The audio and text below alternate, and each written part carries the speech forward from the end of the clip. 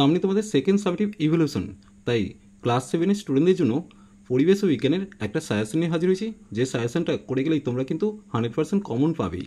তোমাদের এখানে সমস্ত 2 নম্বর এবং 3 নম্বরে যে প্রশ্নগুলো আসতে পারে সেই কোশ্চেনগুলোই তোমাদের তুলে ধরেছি, কারণ সামনে তোমাদের 50 নম্বরের পরীক্ষা, তাই 2-3 মিলিয়ে ভালো নম্বরই থাকছে। তোমাদের শর্ট কোশ্চেন অর্থাৎ যেগুলো বলছি অতি সংক্ষিপ্ত প্রশ্ন, সেগুলো আমি তোমাদের অন্য ভিডিওতে প্রোভাইড করে দেবো।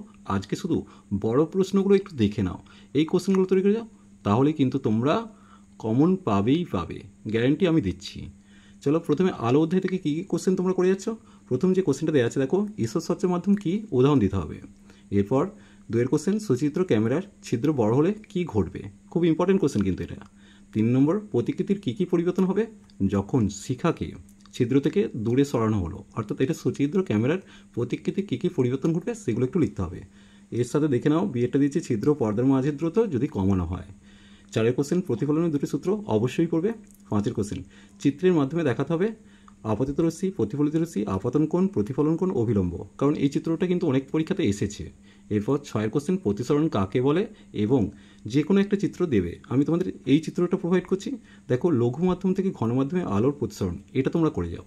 এরপর নিয়মিত প্রতিফলন ও বিক্ষিপ্ত প্রতিফলন পার্থক্য কিন্তু তোমরা অবশ্যই করে যাও, কারণ এটা আসবেই আসবে। এরপর সমতল দর্পণে গঠিত প্রতিবিম্বের বৈশিষ্ট্য করে আসছো। অ্যাম্বুলেন্স কথাটি উল্টো লেখা হয় কেন, খুব ইম্পর্টেন্ট কোশ্চেন কিন্তু। এরপর দেখে নাও জলের ওপরে কাঠি মাকা দেখাচ্ছে কেন। এরপর আলোর বিচ্ছুরণ কী, বর্ণালী কী, আলোর বিচ্ছুরণ কে আবিষ্কার করেন, তোমরা নিশ্চয়ই আইজ্যাক নিউটনের নাম শুনেছ। এরপর রামধনু কীভাবে সৃষ্টি হয় আর রামধনুর প্রান্তিক বর্ণ কী কী। দেখো বেনি আসো কলা, প্রথমে তাহলে বেগুনি হবে আর শেষে লাল হবে। এরপর 12 আর 13 যে কোশ্চেনটা আছে এগুলো কিন্তু খুবই ইম্পর্টেন্ট। এরপর চলে যাবো আমরা চুম্বক চ্যাপ্টার থেকে কী কী কোশ্চেন আমরা তৈরি করে যাব। দেখো প্রথম যে কোশ্চেনটা দিয়েছি, চুম্বক শলাকে কী ব্যবহার, 2 কয়েকটা সংজ্ঞা দিয়েছি, চুম্বক মেরু, উদাসীন অঞ্চল, চৌম্বক অক্ষ আর চৌম্বক ক্ষেত্র। এরপর 3 কোশ্চেন, চৌম্বক অক্ষ ও জ্যামিতিক দৈর্ঘ্যের মধ্যে সম্পর্ক। দেখো 2 নম্বরে এটা কোশ্চেন আসবেই, বিকর্ষণ চৌম্বকত্বের প্রকৃষ্ট প্রমাণ বা শ্রেষ্ঠ প্রমাণ, খুব ইম্পর্টেন্ট। 4 আর 5-এর মধ্যে যে কোনো একটা কোশ্চেন কিন্তু তোমাদের এবছর থাকছেই। এরপর দেখো চুম্বকের ধর্ম লিখতে হবে এবং তড়িৎচুম্বকের ব্যবহার খুব ইম্পর্টেন্ট।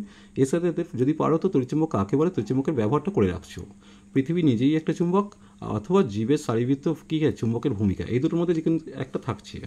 এরপর চলে যাব পরের অধ্যায়ে তড়িৎ। এখান থেকে তোমাদের কী কী করতে হবে, প্রাইমারি সেল ও ডিসপোজেবল, প্রাইমারি সেল বা ডিসপোজেবল সেল কী অথবা সেকেন্ডারি সেল কী, এগুলোর ব্যবহার কিন্তু একটু দেখে রাখবে।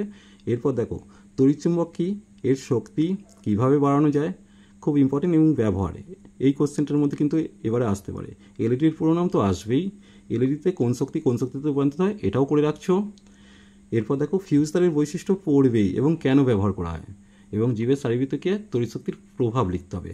আমি বারবার বলছি কোশ্চেনগুলো কিন্তু বাছাই করা, এই কোশ্চেনগুলো করে যাও, তোমরা কিন্তু 100% কমন পাবেই পাবে, এটুকু গ্যারান্টি আমি তোমাদের দিচ্ছি। চলো দেখে নেবো নেক্সট কোশ্চেনগুলো। দেখো নেক্সট কোশ্চেন দিয়েছে পরিবেশ বান্ধব শক্তি কী, উদাহরণ দিতে হবে। পরিবেশ বান্ধব শক্তিকে পরিবেশ বান্ধব কেন বলা হচ্ছে, বা অপ্রচলিত শক্তির উৎসগুলো কী কী, এগুলোকে পরিবেশ বান্ধব বলা হয় কেন, এই কোশ্চেনগুলো কিন্তু ঘুরিয়ে ফিরিয়ে দিচ্ছে। সৌরশক্তি ব্যবহারের সুবিধা অসুবিধা করে রাখছো, সৌরশক্তির ব্যবহার কিন্তু পড়বেই। বায়ুশক্তি ব্যবহারের সুবিধা লিখতে বলছে। এরপর চলে যাব যে লাইফ সায়েন্স পার্টটা আছে, একটাই মাত্র চ্যাপ্টার তোমাদের সেকেন্ড সেমিস্টারে থাকছে, সেটা হচ্ছে পরিবেশের সজীব উপাদানের গঠনগত বৈচিত্র্য কার্যগত প্রক্রিয়া। প্রথমেই যে পার্টটা আসছে সেটা হচ্ছে মূল থেকে তোমরা কী করছো, মূলের চিত্র কিন্তু তোমরা করবেই, চিহ্নিত চিত্র, মূলের যে 4টি অংশ সেগুলোর নাম এবং কাজটাও একটু করে রাখবে, এছাড়াও মূলের কাজ অবশ্যই করে রাখবে। এরপর দেখো রূপান্তরিত কাণ্ড কাকে বলে, কয়েকটা রূপান্তরিত কাণ্ড দিয়েছি, তাদের কি হচ্ছে কোন রকমের কাণ্ড সেগুলো এবং তাদের কাজগুলো করে রাখছো। এরপর চলে আসছি 3 কোশ্চেন, কাজ লিখতে হবে। দেখো মটরের পত্রাকর্ষের কাজ কী, ফণিমাংসার পত্রকণ্টকের কাজ কী, ঘৃতকুমারীর পাতার কাজ কী, পাথরকুচির পাতা, কলসপত্রীর পাতা, এগুলো কিন্তু পড়বেই যে কোনো একটা। আদর্শ ফুলের চিত্র এবারে কিন্তু ভিভিআই, ভেরি ভেরি ইম্পর্টেন্ট, অতএব কোশ্চেনটা তোমরা ভালো করে এই ছবিটা অবশ্যই প্র্যাকটিস করে রাখো, আমি বারবার বলছি, এবং তাদের সংক্ষিপ্ত বিবরণটা একটু দেখতে পারো, যেমন বলে দিল যে দলমণ্ডলের কাজ লেখো।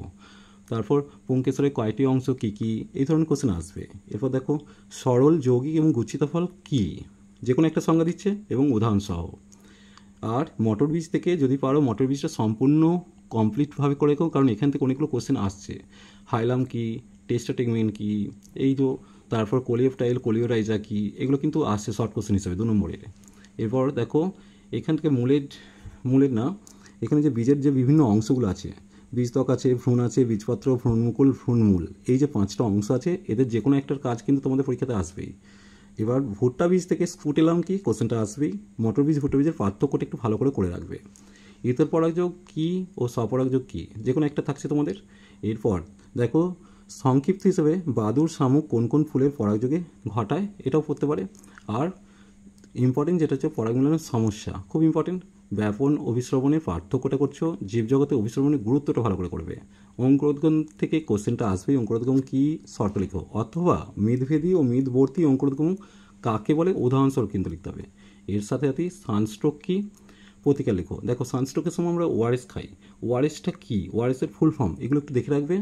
পুকুরের মাছ বা সমুদ্রের মাছ কীভাবে পুকুরে বা সমুদ্রে বেঁচে আছে, তাদের ব্যাখ্যাগুলো চাইবে, ঠিক আছে। এরপর আরও যদি কোশ্চেন হিসেবে দেখতে চাও যে পুকুরের মাছকে সমুদ্রের জলে ফেললে বা সমুদ্রের মাছকে পুকুরের জলে ফেললে কী ঘটবে, ঠিক আছে, কী পরিবর্তন হবে। অথবা ওই কোশ্চেনটা করে রাখতো যে কিশমিশকে তোমার গাঢ় চিনির দ্রবণে বা জলে যদি ফেলা হয় কী ঘটবে। এই রইল সম্পূর্ণ সাজেশান, ঠিক আছে। তোমাদের অতি সংক্ষিপ্ত যে প্রশ্নগুলো আসবে তার জন্য আলাদা ভিডিও করব। এই কোশ্চেনগুলো তোমাদের বড় কোশ্চেন হিসেবে তোমরা ট্রিট করবে। এগুলো 2 নম্বর এবং 3 নম্বরের কোশ্চেন কিন্তু কমন পাবেই, আমি 100% গ্যারান্টি দিচ্ছি। চলো, ভিডিওটি ভালো লাগলে অবশ্যই লাইক ও শেয়ার করো। চলো।